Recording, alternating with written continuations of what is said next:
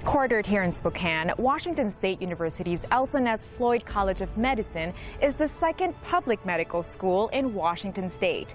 It was founded in 2015 and ushered in its inaugural class in 2017. In this field report, we catch up with the school and one of its first graduates to see where the last 5 years has taken them.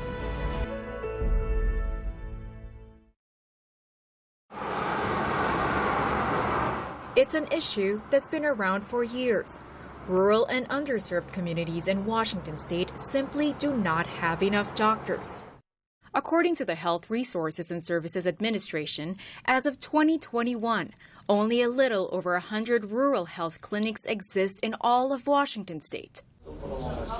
A need which Washington State University, through its Elson Floyd College of Medicine, aims to address by expanding access to medical education and residency programs to hopeful physicians, so that they may return and give back to the same rural communities that serve them. Founded in 2015, the WSU College of Medicine was named after the late Dr. Elson Floyd, former WSU president, who was lauded as a leader and a visionary, and credited for his pursuit and hard work in creating WSU's very own accredited medical school.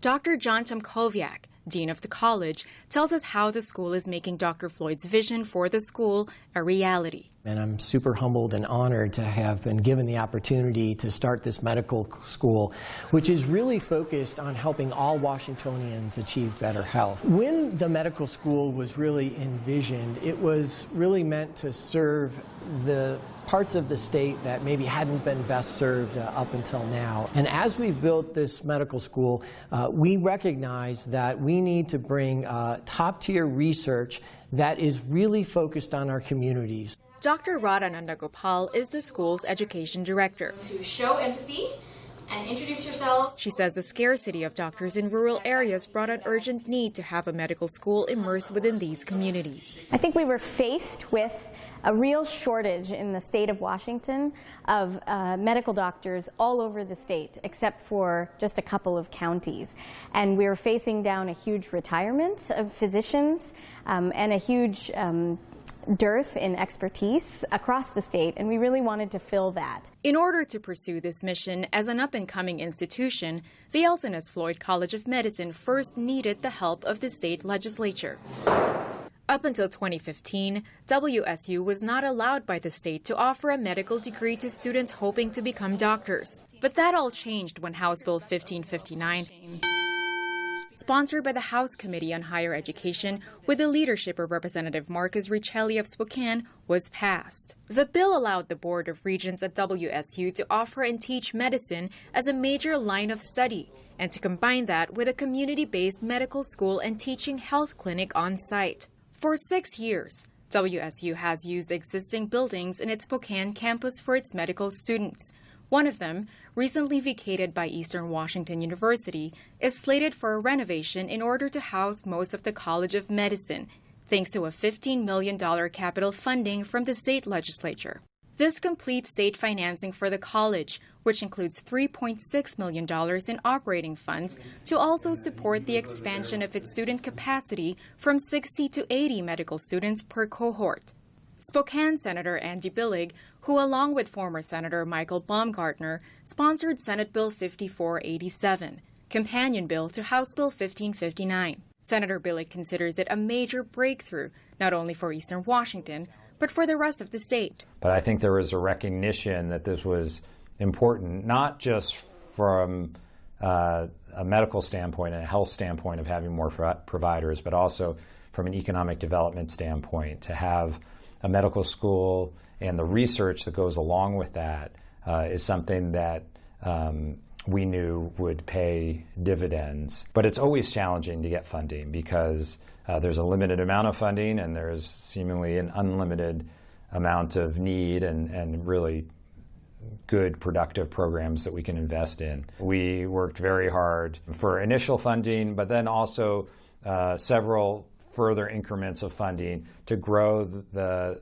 medical school to its current size, which is 300 students and 80 new students in each class. There's a lot of need in Eastern Washington and throughout the state for physicians, and those 80 students every year graduating from the medical school are going to do really good work in our community. We asked Dr. Tomkowiak how that funding has benefited the school in the last 5 years. It was really important that the legislature, give us that final appropriation to increase our class size from 60 to 80 as was originally planned. Being a community-based medical school, we don't have our own teaching hospital, and we're reliant upon community partners to help train our future physicians. Unfortunately, there wasn't one building that could hold, all of the students, faculty, and staff for the medical school, so we're spread out across 7 different buildings right now. This appropriation by the state legislature to help us remodel the building that was formerly occupied by Eastern University is going to be a real step forward in getting the space we need to teach our students in the model that we want and have our faculty and staff in close approximation to those teaching spaces. It's really going to make us more effective in our mission. He says that with the help of the state, they've also expanded their research enterprise, which is critically aligned with their mission of understanding the utmost needs of rural healthcare and meeting them. We're already nearing the top 100.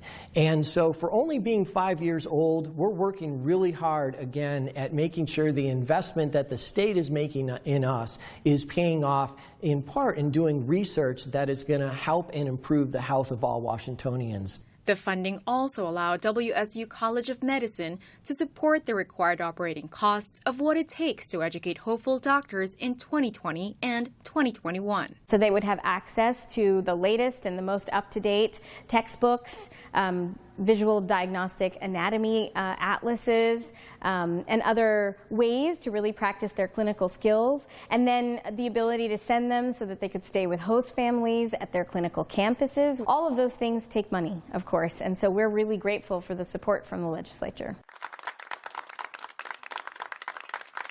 In the summer of 2021, the Elson Floyd College of Medicine presented its inaugural class of physicians, with over 21% of them raised in rural counties, over 18% first-generation college graduates, and over 55% coming from a lower socioeconomic background.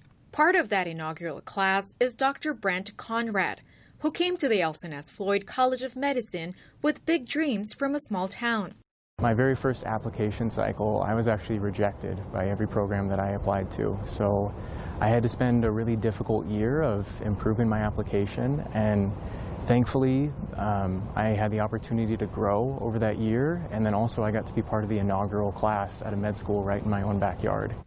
Dr. Conrad looks back at the start of his medical journey with gratitude to WSU's unique criteria for admission.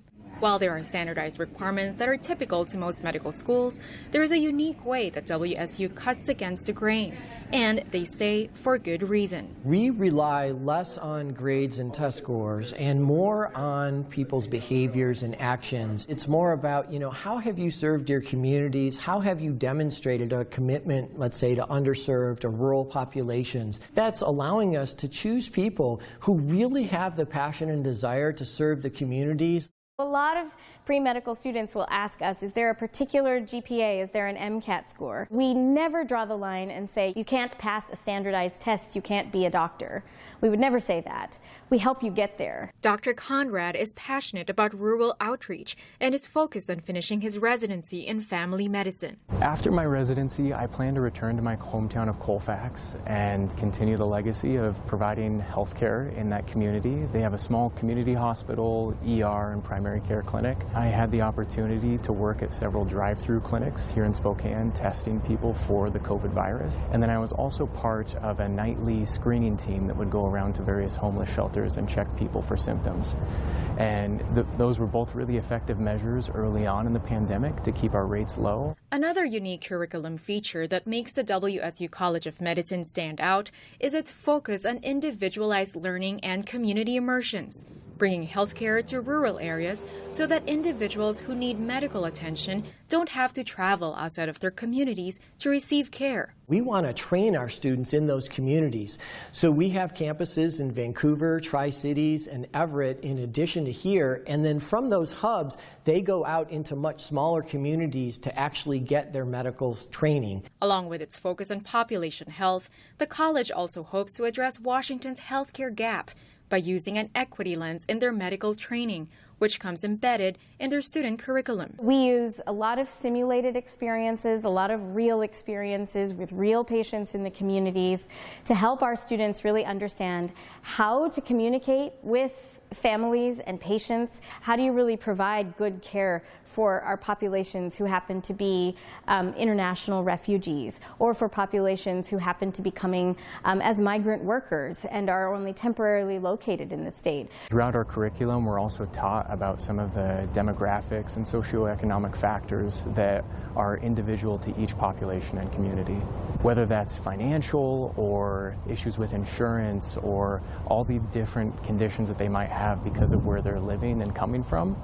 And as I move into residency, I feel like I have a little bit better awareness than I would have had otherwise to all the conditions that are playing a role in my patient's health. But the goals of the Elson S. Floyd College of Medicine in bridging industry and academe don't simply stop there. Aside from being an on-site facility for training future rural physicians, a center for medical research, and one that will yield economic benefits for Spokane and the rest of the state, it also offers leadership certification for doctors, something that the school takes pride in. Part of our curriculum, our students actually get a certificate in leadership, which is 1/3 of a master's degree, and that is a real difference between our school and other schools. Most medical schools don't really have a curriculum that's explicitly about how do you get along with your team members, how do you resolve conflict, about emotional intelligence, or about quality and safety in the healthcare environment. And that's really what this leadership certificate aims to focus on. Looking at how the college has grown in the last 5 years, Dr. Tomkowiak says their team and number of affiliates has grown from tens to the thousands. But there's still more work to be done. We here have been able to build a culture where we're constantly adapting, and even though we're 5 years old, just as an example, we've changed our curriculum about 25% from the time our first class went through, which I really think speaks to that culture of we don't want to be stagnant, we want to constantly do things better and be, the best version that we can be. He also shares what the future of the school looks like and how they plan on sustaining their success while keeping aligned with their mission. It's not enough just to graduate medical students, but we also have to find more places for them to train. And particularly on the east side of the Cascades, there's a real disparity of about 2,500 spots in the state. Almost 2,000 of them are on the west side of the Cascades and just less than 500 here on the east side. So that's a real priority for us. We know 70% of the time when a resident graduates from that program, they will stay within 100 miles to practice. And so we already have our first program in Everett in association with Providence, a 16-student internal medicine program. And we have our second program in the works at Pullman Regional Hospital, which will be a family medicine program. We have students right now that come from about 30 of the 39 counties from the state of Washington. In 5 years from now, I hope we have at least one student from every single county in the state who has gone to medical school here.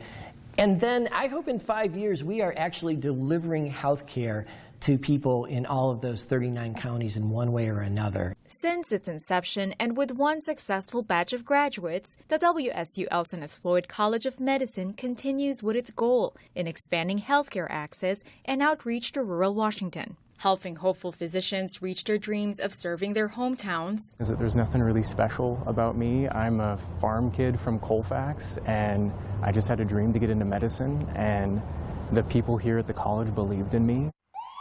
And aiming to expand equity in rural health to narrow the healthcare gap in areas that need the most help. We recognize it takes a lot of different attributes to make a good doctor, and if you're someone who is the first in your family to even go to college, you have a home here, you can be a student here, you can be a faculty member here, and we'll help support you. A once unimaginable feat made possible by the vision and leadership of the late Dr. Elson S. Floyd. community grassroots efforts, and the bipartisan support of the state legislature. The Elson Floyd Medical School success can really be seen as sort of a case study of how a community can come together with a vision, and a vision for economic development, a vision for health care, and then partner with the legislators that represent that community and all of the stakeholders who might be involved, and then deliver. We understand that we have a real obligation to the people to deliver on the investment that has been made in us, and we want to continue to show each and every day how that's a good investment, and whether that's through our research, through our clinical care of patients, or the education of these amazing future healthcare practitioners, we take that very seriously. And so I think we continue to learn that we can't rest on our laurels. We got to continue to do a great job each and every day. For Field Report, this is Angela Nolasco.